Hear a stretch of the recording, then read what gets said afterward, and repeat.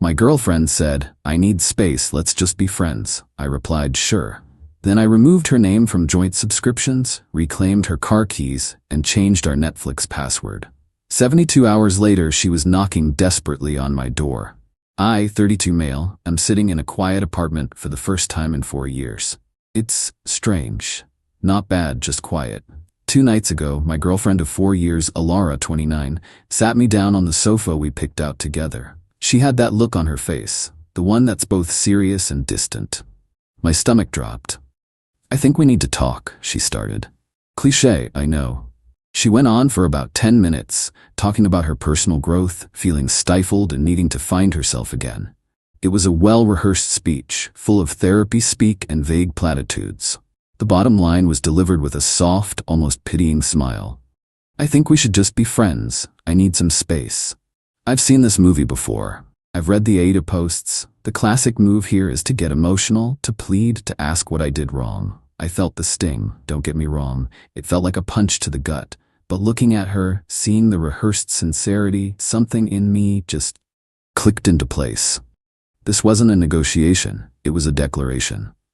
So I didn't cry, I didn't raise my voice, I just nodded slowly and said, "Okay, if that's what you want." She seemed taken aback. "Oh, well, good. I'm glad you're being so mature about this." She said she'd stay at her friend Chloe's place for a few days to give us both some breathing room. She packed an overnight bag, gave me a quick, awkward hug, and left. The moment the door clicked shut, I let out a breath I didn't realize I was holding. The hurt was there, a dull ache in my chest, but underneath it was a strange sense of clarity. Friends. She wanted to be friends. Okay, so I decided to treat the situation with the exact logistical reality she had proposed. We were friends now, not partners. Our lives, therefore, needed to be decoupled.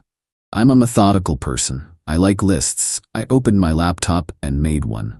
Shared subscriptions. I went through my credit card statements. The big ones were easy: Netflix, Spotify Family Plan, the meal kit delivery service we both loved. I have the master accounts for all of them. I changed the passwords. Then I went into the Spotify plan and removed her account. For the meal kit, I simply canceled the subscription. It was due to renew tomorrow anyway. Cost saved, roughly $110 a month. The car, this was the big one. About 2 years ago, Alara's old car died. I'd just gotten a promotion, so I bought a new reliable sedan. The car is entirely in my name. The title, the loan, the insurance, all me. She was the primary driver since I work from home and barely use it. It was, for all intents and purposes, her car in practice, but my car on paper. A friend does not drive a car that I am legally and financially responsible for. The insurance liability alone is a nightmare. I sent her a text. Not angry, just factual. Hey, since we're taking space and figuring things out as friends, I'm gonna need the car back. The insurance is a bit complicated if a non-resident is the main driver. Let me know when is a good time for me to get the keys. I can come to you. Apartment. We live in my apartment. My name is the only one on the lease. She moved in 2 years ago. There's no legal entanglement there, which is a relief. I didn't change the locks yet. I figured I'd give her a chance to get her things like a normal person. I did all of this calmly over the course of about an hour. It wasn't about revenge, it was about boundaries. It was about accepting the new reality she had created for us. If we are just friends, then this is what being just friends looks like. The text about the car was sent about 48 hours ago. She read it, no reply. The meal kit service sent her an email saying the account was canceled. She would have discovered the Netflix and Spotify passwords didn't work the first time she tried. It's been radio silence. Until now, there's a knock at the door. Not a normal knock. It's fast and sharp, insistent. I know it's her. And based on the sound of it, she's not here to be my friend. Update 1. Thank you for all the comments and DMs. It's wild how many people have been through something similar. It helps to know I'm not crazy for reacting the way I did. So, the knocking. I took a deep breath, walked to the door, and looked through the peephole. Yep, Alara. She looked frazzled. Her hair was messy and her face was pinched with irritation. I opened the door. "What the hell is your problem?" she started. Not even a hello. I leaned against the doorframe. "I'm not sure what you mean, Alara.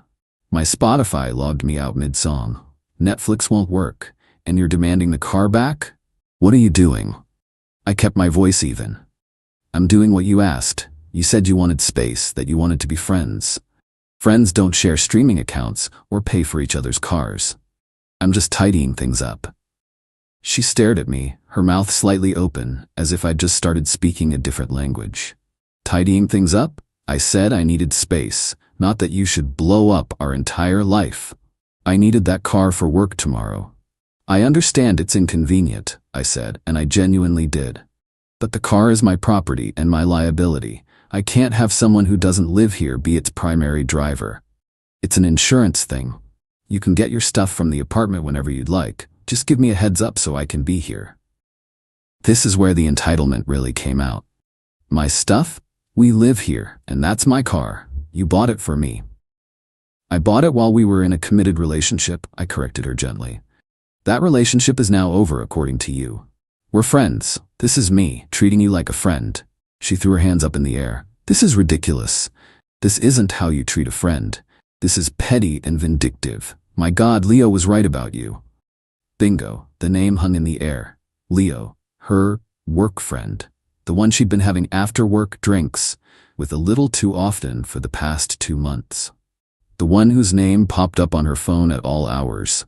My gut had been screaming about Leo for weeks, but I'd pushed it down. I'd trusted her. I must have let a flicker of something show on my face because she immediately tried to backtrack. That's not what I meant. Who's Leo, Alara? I asked, my voice still quiet. He's just a friend from work. He's been so supportive through all of this. All of what? Your decision to end our 4-year relationship? You're twisting my words, she snapped. I just needed a break, a little space, and you go and do all this? You're trying to control me, just like he said you would. So that was it. This new guy, Leo, had been in her ear, painting me as a controlling villain, probably so he could swoop in.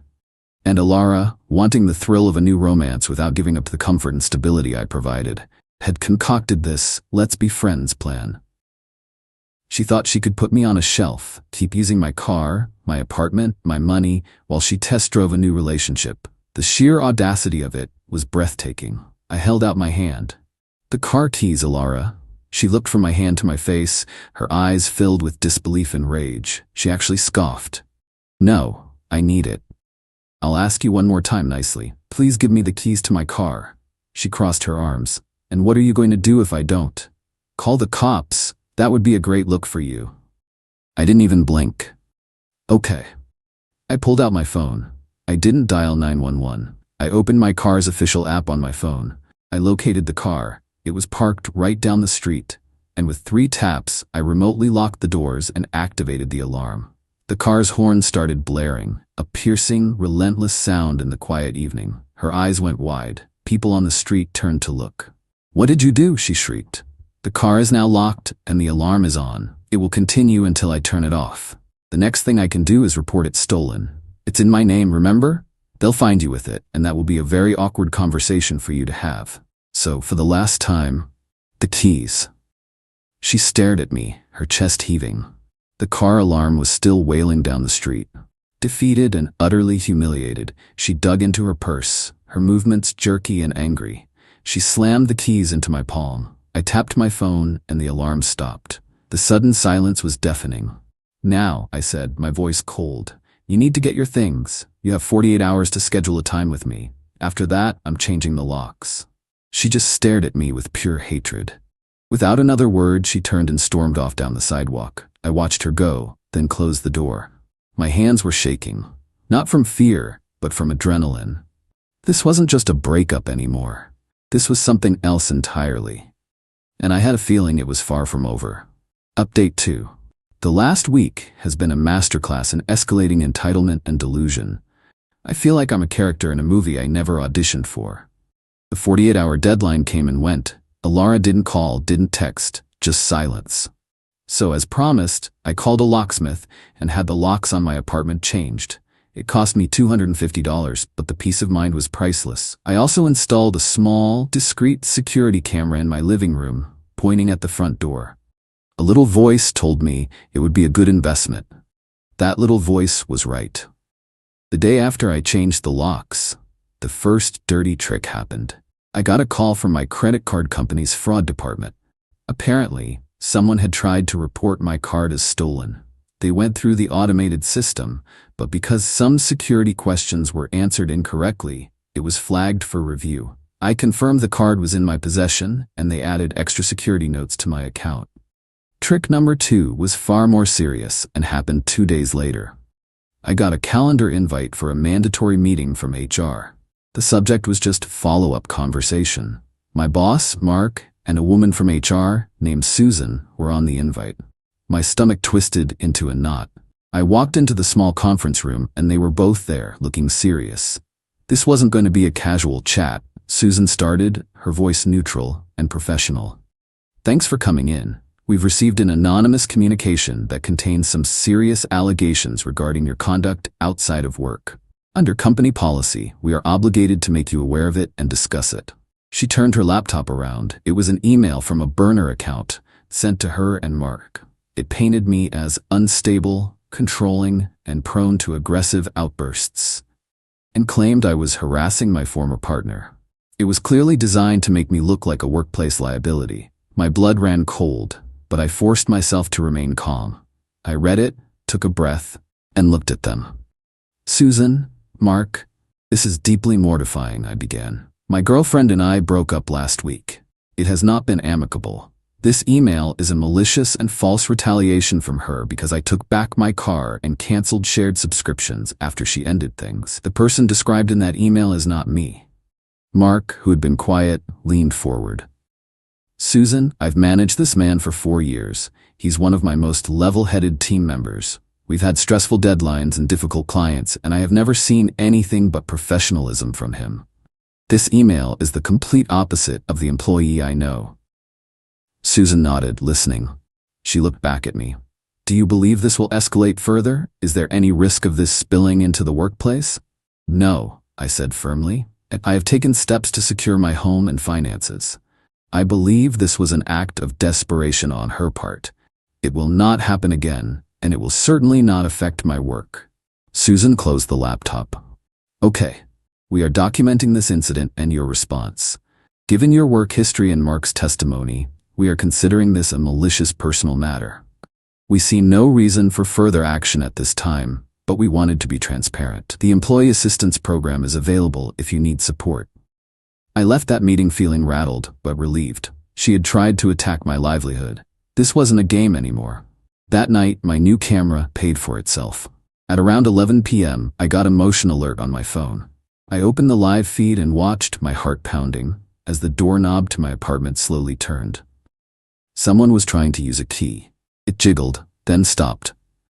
Then, a few seconds later, it tried again. It was Alara.